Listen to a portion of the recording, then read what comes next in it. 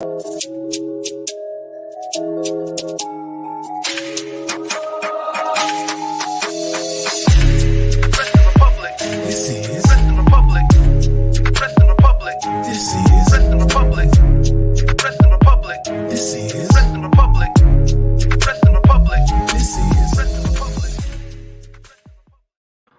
is going on, everybody? We are back once again with another edition of Wrestling Republic's daily broadcast. It is somehow Tuesday, January 30th already. How did we lose nearly an entire month of this year, 2024 already? We are fresh on the heels of the Rumble, the Raw, after the Rumble, big announcements, all kinds of stuff going on in pro wrestling.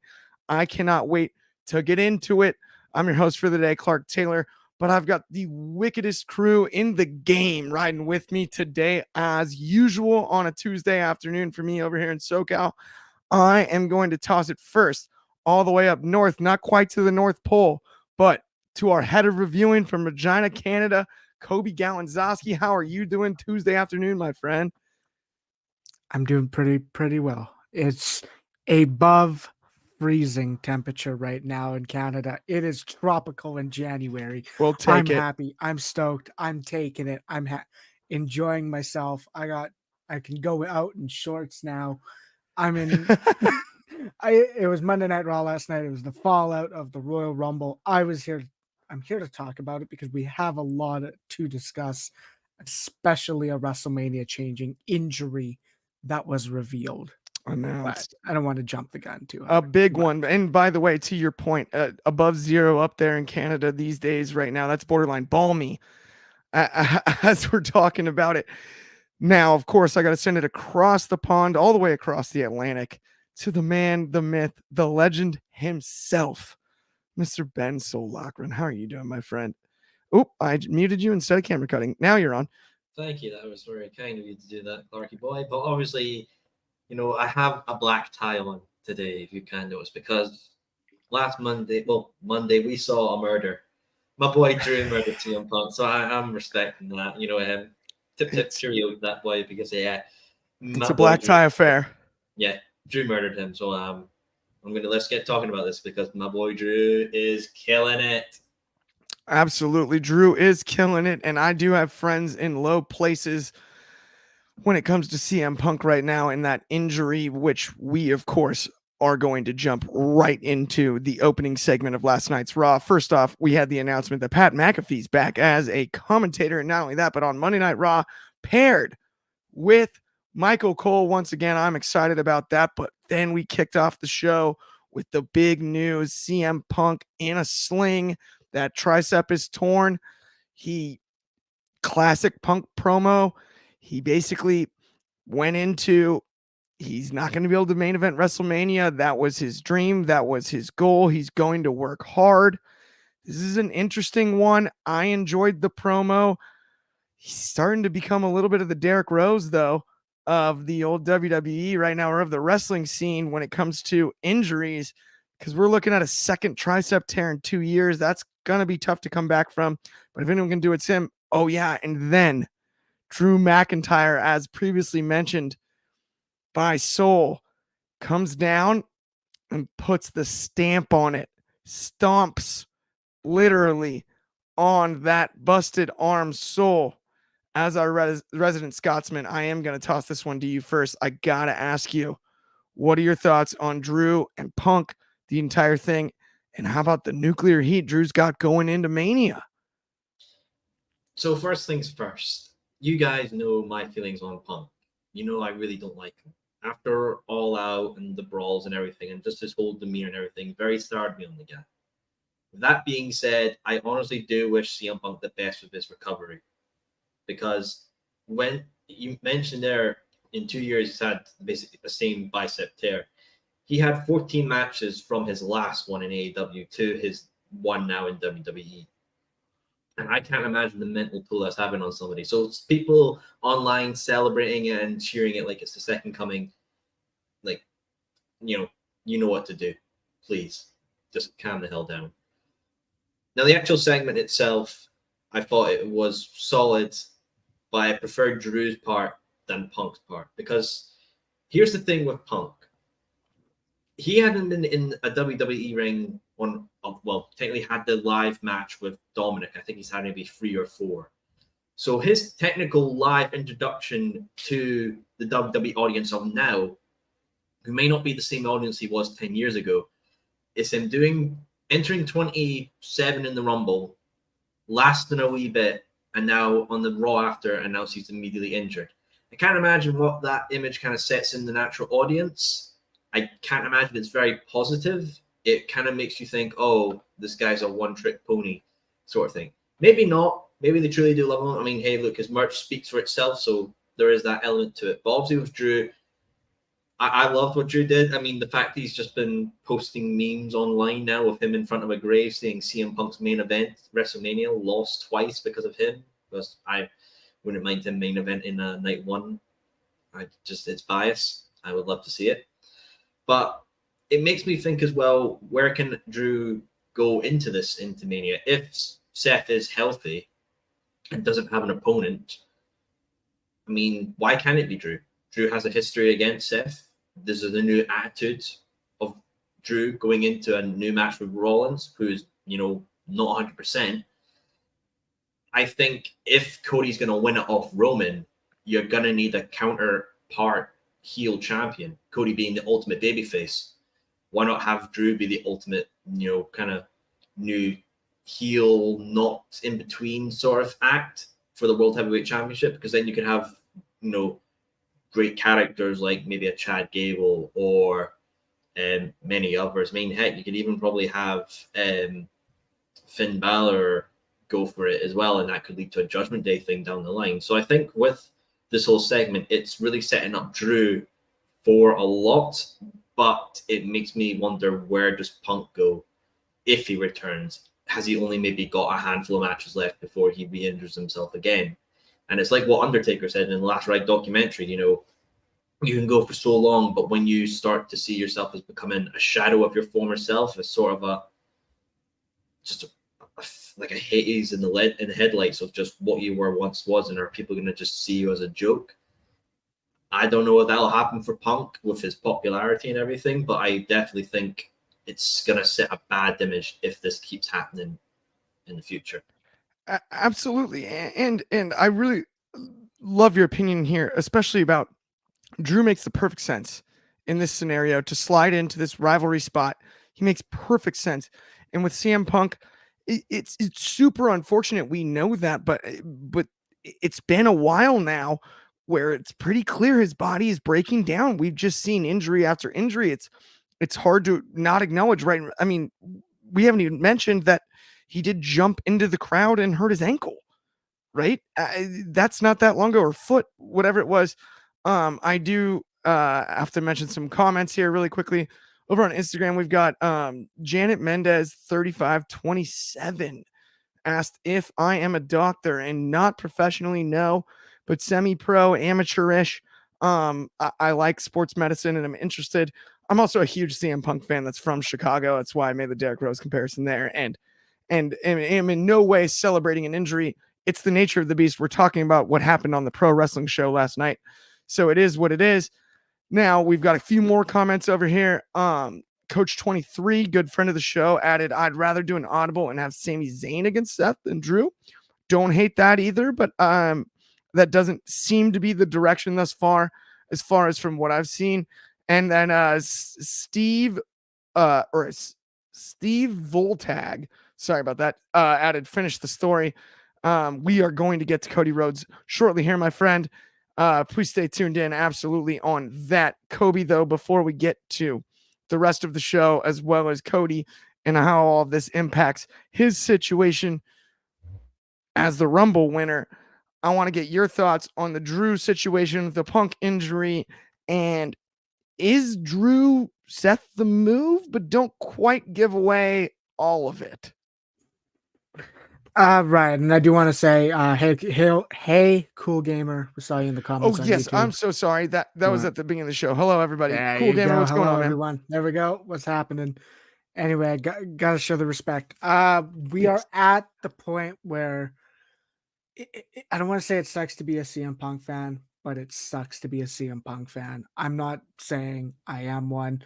I respect for what he's able to do. I respect for what he's able to say and his accomplishments and the power he has as a performer in the wrestling business.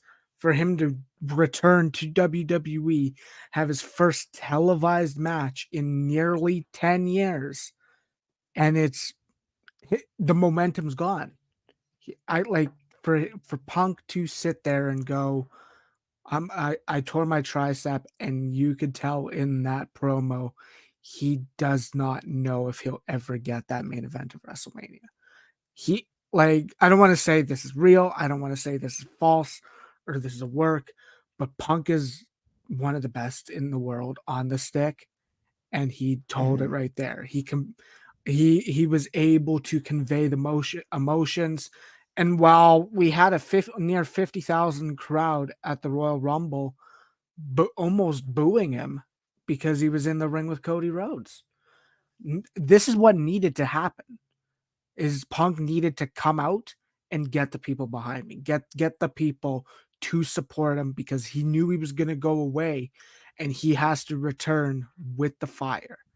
I really like the idea that they set in stone that Punk is going to go right for Drew McIntyre when he returns. I like that. They did the whole injury angle. Drew McIntyre has not only killed it on the mic for the last 4 months, but this was great because WWE did what they needed to do. They needed to turn a freak injury or just a freak mishap with the Punk injury, and they were able to extract some gold. And they got that with Drew McIntyre basically saying, I prayed for you to get injured. He targeted CM Punk to make sure Punk couldn't go to WrestleMania. It's great character work. It's great storyline advancement for the Drew McIntyre character. I can't say enough good words about that. They both were able to kill it on the mic. I like the angle. Sami Zayn got a heck of a pop when he made the save. I wouldn't be surprised if we get a Sami Zayn Punk match in the future. Of course, if Punk can stay healthy, I'd like it. Sami Zayn deserves a top spot, and I do believe he deserves it. But right now, it very much seems like they could, if they're looking for a heel, if they're looking for someone to take that spot at WrestleMania to take Punk's, I think it is Drew McIntyre. But the other option is do we know if Seth is literally going to do WrestleMania? We know they can make things happen. They can change the plans if they need to do a cash in. They can do a cash in. But right now, Drew McIntyre's the move if we don't go in the other direction that we can talk about later. For sure. We're going to get to that other potential direction too. Without question, we got a few comments from one here from NYC and it's YXHIR. Yo, what's up, bro? What's going on, man? Good to have you. Thank you so much for tuning in. Coach 23 added Drew needs to resign, and then he said Punk/Drew's a money feud. I couldn't agree more with that one. P/_, so I think it's Pedro.0. Roman to retain. Understandable. I actually said that on the show a couple days ago, man. I totally agree. You're preaching to the choir here on that one. One more again from NYC.YXHIR. Cody versus Sami Zayn at SummerSlam. I have no problem. Zayn is a heel, he added. I have no issue with that. That is interesting. It's a big change. I don't know what it takes for us to get here, but I don't have a, on paper, it sounds delightful, I guess is the best way I could put that one. Let's move on to our next segment though, which is DIY, do it yourself versus the Judgment Day tag team titles. Judgment Day goes over, and then they attack my guy, R-Truth. Why are we trying to bury R-Truth like that? It's not fair. Where were Tom and Nick Mysterio when you needed them? To have his back, his two favorite Mysterios and his best friends in the Judgment Day, they weren't even there. Coby, I gotta ask you about this match. I know you're a huge fan of both Gargano and Ciampa. What do we do here? Are Gargano and Ciampa gonna be Tom and Nick Mysterio? Is that what we're about to see? Are they gonna team with Truth and defend his honor? I don't necessarily know if they are different programs or if they're gonna kind of mesh them together and make it DIY Miz and R-Truth versus the Judgment Day. I don't know if that's the move or not. I think they could do that as a 8-man tag for Elimination Chamber if they go in that direction. I'm not opposed from it. But the one thing that I want to acknowledge is the fact that they were not that they were, but they made it a point. Like, it's almost after the first Raw after every big pay-per-view or PLE, like Survivor Series, like this one, like SummerSlam, they make it a point of making the first hour free, commercial free.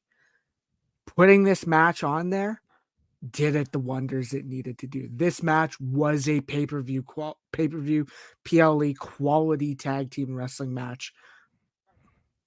The DIY are getting over. And I can't go and sit there and then say they're not, but you had a Tampa Bay crowd. Yes, you had a Tampa Bay crowd that didn't get access to DIY with the Royal Rumble because they were both in Florida. And DIY was over here succeeding. They had the crowds on the edge of their seats for the meet in the middle, for the Gargano escape, for the double submission spot.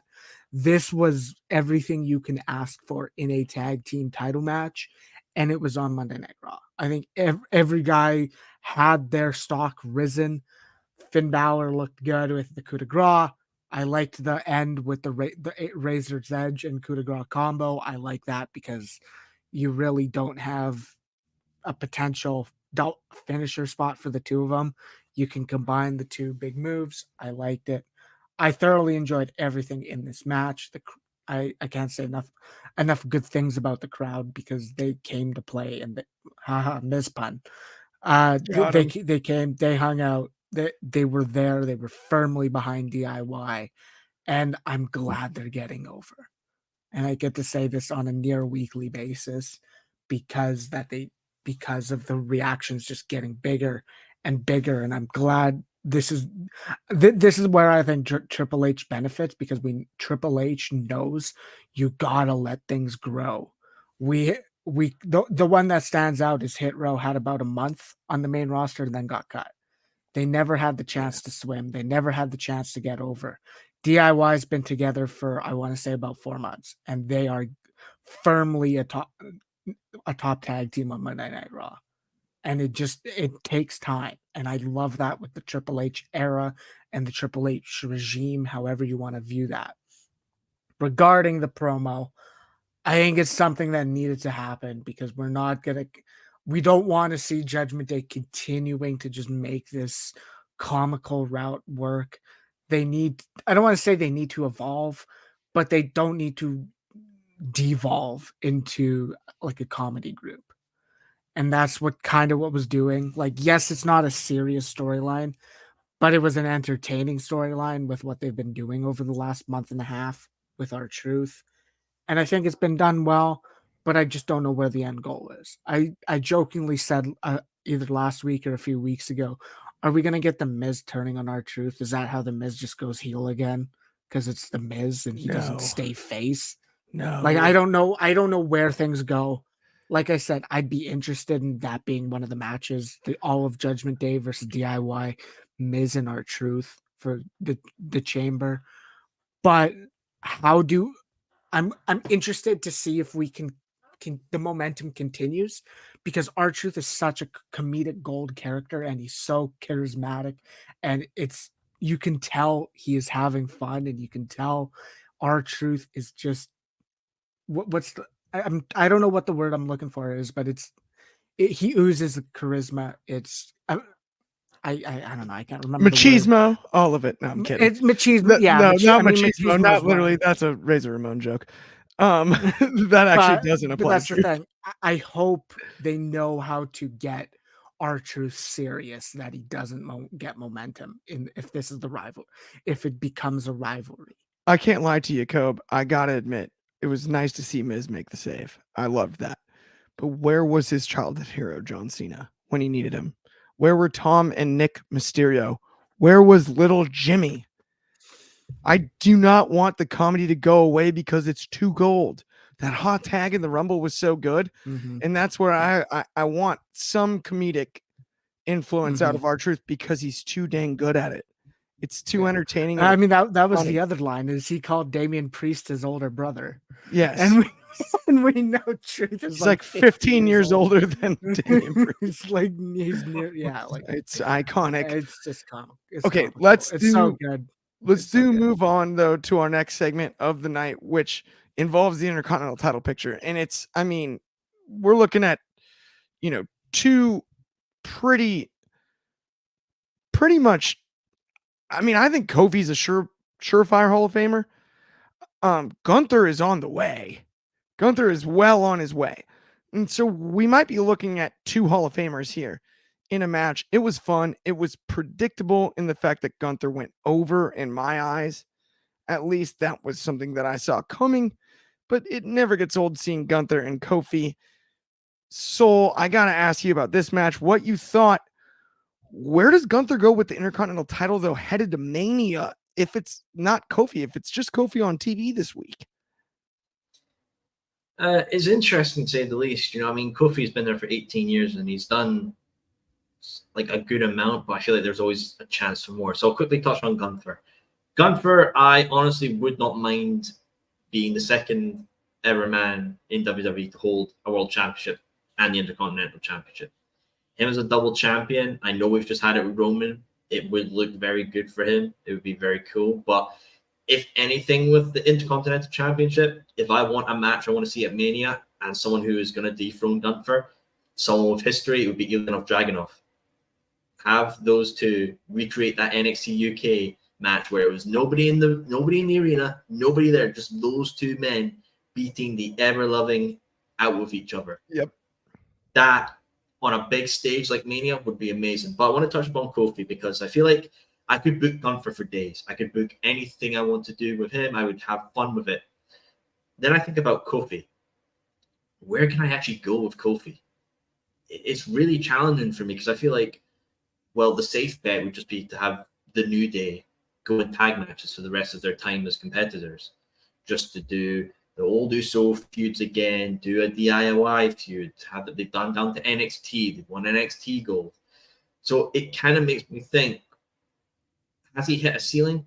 Has not only Kofi, but Xavier, and maybe not to extend Big E, obviously, because of his injury, but I mean, like even Xavier got that chance for the King in the Ring, and it went nowhere. They've done the same thing for so long. It's worked, and they're still over and loved, absolutely. But that sometimes there needs to be a change. And it's not change for the sake of change. It's change because something's gone on for too long and it needs a bit of a mix-up. Do you make them go back to being heels like there were in the initial parts of the New Day formation? Do you have them be a bigger group with more additions to the New Day? Do you have them do something else? I think it's really challenging with the New Day because they've been at this for so long as a group that it's really just ran its course and it's running out of coal to put on the fire to keep the engine going. So I honestly think at Mania, if Big E was healthy, I would have loved to see a New Day triple threat at Mania, just to say that match could have happened. But yeah, I think the New Day is a team that's basically put in there when you need a really good match, and these guys can do it absolutely. But I feel like things are just running their course, and it's going to be a time where you're looking at the wire and you're thinking, we've told so many stories. What's really left in the toy chest to tell these guys? Yeah, I totally agree. It's really hard, and I think the blow of Big E being hurt is bigger than we even realized. We were going to split that up and then have stories to be told as the three of them in the future. Had the injury not happened, there's nothing you can do about that, right? That is a difficult situation no matter what. And of course, we would love to have Big E back, but also his health is most important, and everything he gave to the business, one of the best to ever do it in my eyes. I love Big E, and we want him back as bad as anything. But I do agree with you. It's just tough to book the New Day right now. Coach 23 over on Instagram though has a really interesting comment here. He said 2 audibles for Gunther at WrestleMania 40. Jey Uso for him to get his first singles title, or a dude who hasn't won his first IC title and probably would still put Gunther over, in parentheses, John Cena. Now, on the first half of that, I think it's got to be Jimmy on the singles thing. I think that's just a story we have to pay off at this Mania, especially considering all the bloodline stuff that I'm hoping we are going to get along the way once Cody Rhodes makes the correct decision and actually tries to finish the story. We'll get to that later in the show. But John Cena and Gunther is fun. If that's possible, I'm in for that. I am totally in for that. That makes a ton of sense to me, and I like that idea. We've got another comment over here from Kevin Abreu, which is WrestleMania 40, Seth Rollins versus Gunther, winner take all, or Seth Rollins versus Drew McIntyre, but Drew McIntyre will put his career on the line.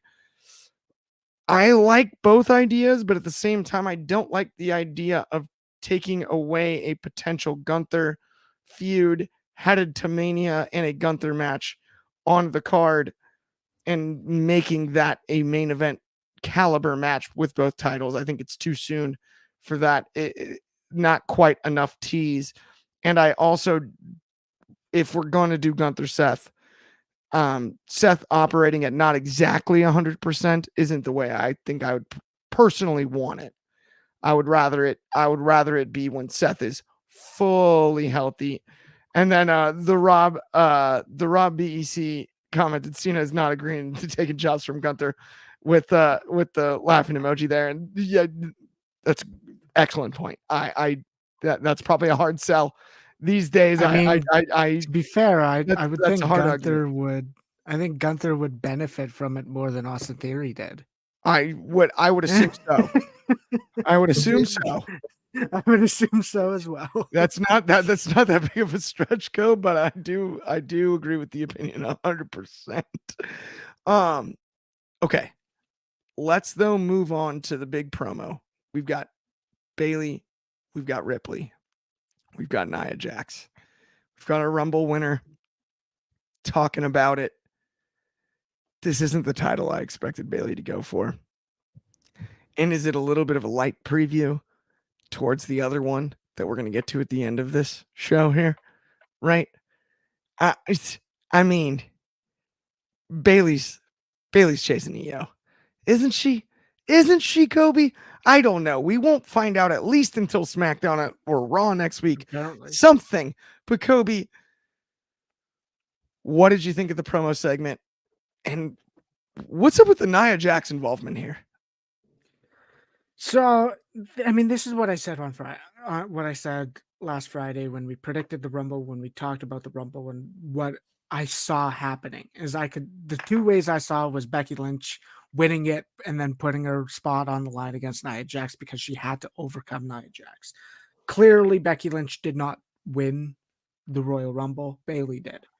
We're in the position where the entire story is Bayley has a vision with Damage Control holding all the gold. This is this is necessary to the story of Bayley basically saying her intentions are to go after Rhea Ripley.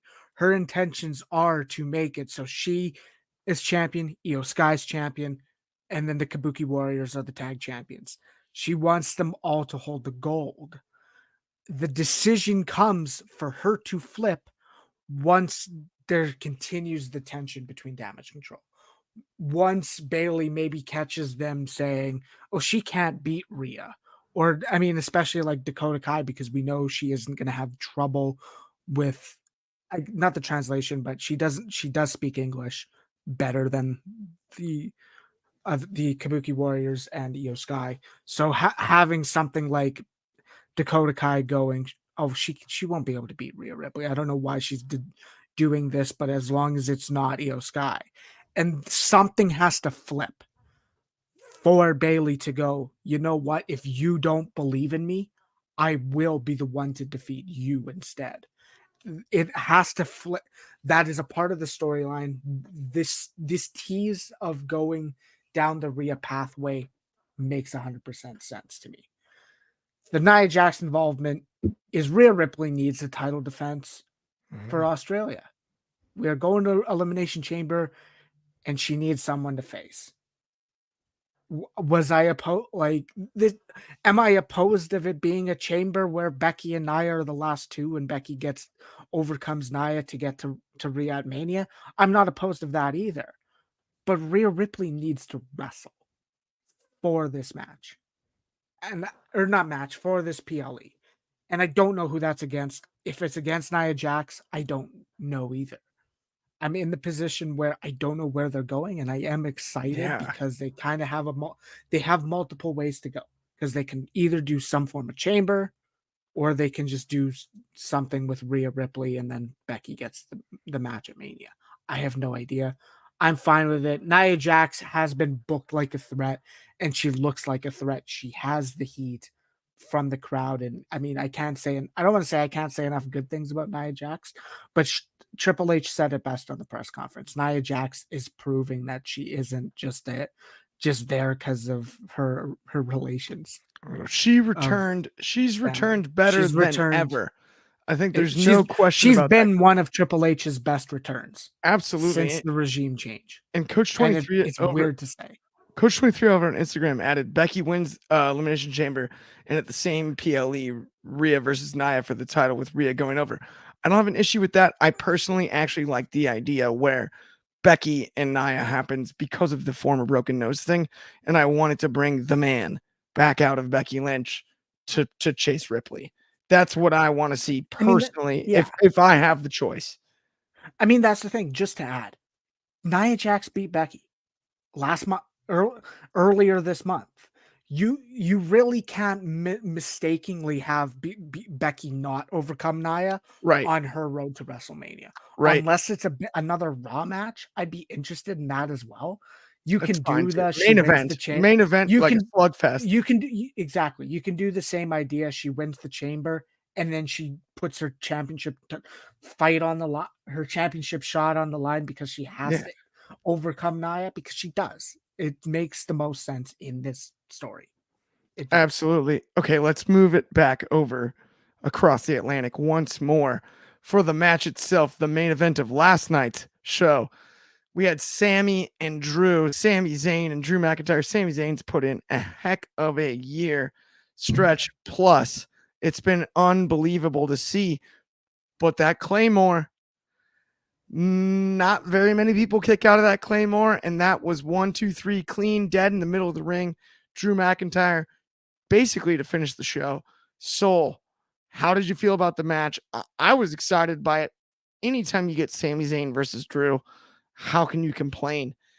Can I get it a few more times? Or is this something that is sort of they're at a crossroads and we'll see them go separate directions?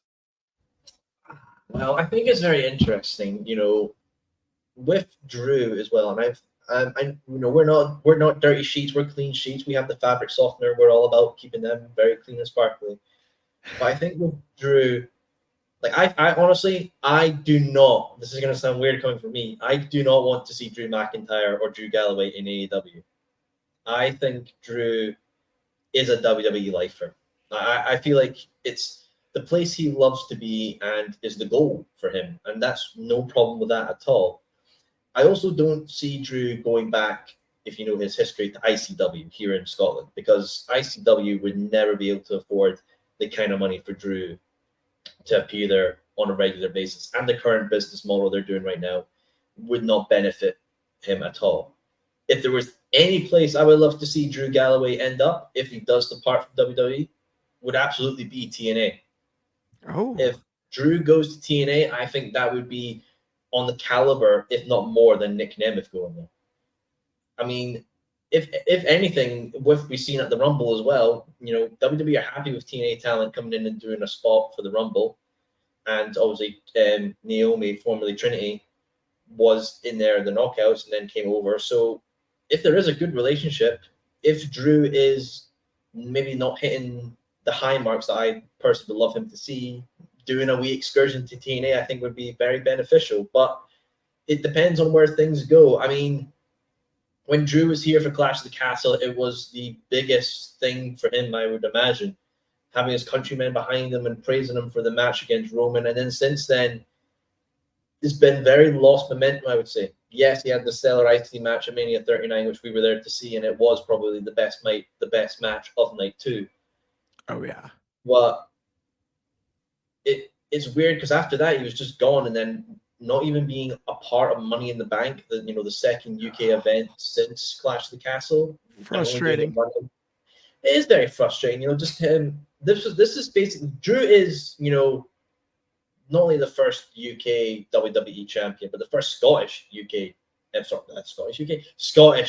WWE champion as well. So I mean, it's kind of frustrating when you have Drew McIntyre, who could basically be your UK ambassador, your UK guy to sell out anything. If you were to put on a WWE event and just have Drew on the poster, I would have no doubt it would sell out. So I honestly think this year will be very, very telling. Will it end with Drew McIntyre or will it end with Drew Galloway?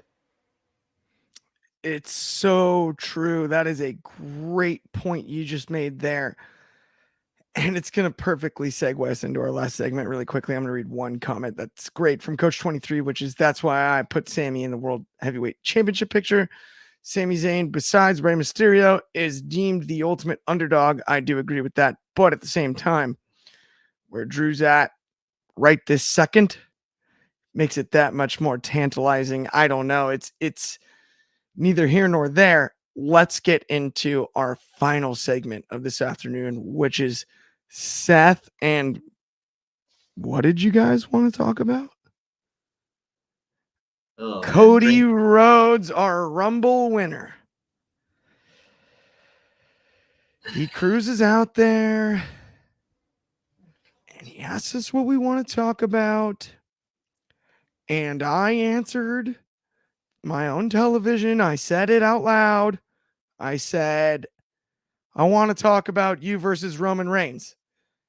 And what's he do? Seth Rollins interrupts him, and we don't even get to talk about it. We never even got to the subject. He asks me the question, and every time I answer it, we don't talk about what I say. It's not fair. We never talk about what I want to talk about on this one, which is him and Roman at WrestleMania 40, and it's Cody's fault for that. He knows you're not a Cody fan. Seth Rollins interrupts. Thankfully, before we could just end up going on some sort of rant about whatever, we end up with Seth Rollins in there, and he tries to convince Cody that it's his title that's more important. It's Seth's title that you should challenge for. Finish the Story has been a marketing campaign for over a year now. And the story started with Dusty Rhodes is the best to never win the WWF WWE title ever. He's the best ever to never win it. He is. That's the whole story. And then Cody's going to redeem it and the whole thing. And he's fighting from underneath. Why in the world would he go after the big gold knockoff and not Roman Reigns in this match? I don't understand it. Soul, can you please explain it to me? I mean, I need to put my feet up after this. I need to relax for this one. Because I honestly thought this whole segment was stupid. I thought it was stupid. It's like when you're watching a movie and you know the second act is ending and you know where the end's going to go, but it stretches the second act out for another like couple of months or 30 minutes or whatever you're watching. Why was this not Cody coming out and then Roman comes off and we actually have these two face to face in the ring for the first time in feels like forever, right? Because if you saw the Rumble ends, Cody points to him and says, you, I want you. And Roman's just like, nah, you ain't getting this. So it's like he's made up his mind. He knows what he wants. He wants Roman Reigns, who has the WWE Universal Championship, which is the correct lineage that his father touched and held in Madison Square Garden. Why would he go for a belt that was just introduced last year because Roman doesn't like to show up for work? I mean, I thought this was just stupid. This is just utterly stupid. And this is, again, what I hate about the whole finishing the story thing. out of this entire saga of Cody Rhodes trying to finish his daddy's story, how many times has he actually interacted with the guy who holds that championship? Yes. In a ring, in a WWE ring, face to face, talking mano a mano on television. Hardly anything. There's probably been more Serpentico matches that have got time frame than these two have faced in the ring. With bigger rivalries. Yeah, absolutely. I mean, Christ Almighty, why are we doing this? This is insulting your viewership right now. The viewers know where this is going. The WWE game advertisement told us where we're going. The merch is telling us where we're going. Interviews are telling us where we're going, and fans on other wrestling platforms are also knowing where we're going. And heck, you could probably even go to the bookie sites as well, and they're telling us where we're going. We're going for Roman Reigns versus Cody Rhodes at WrestleMania 40. Cody is definitely going to defeat Roman for that title. It's going to be the biggest moment for him to hold the championship that his dad never technically held in the lineage of the title.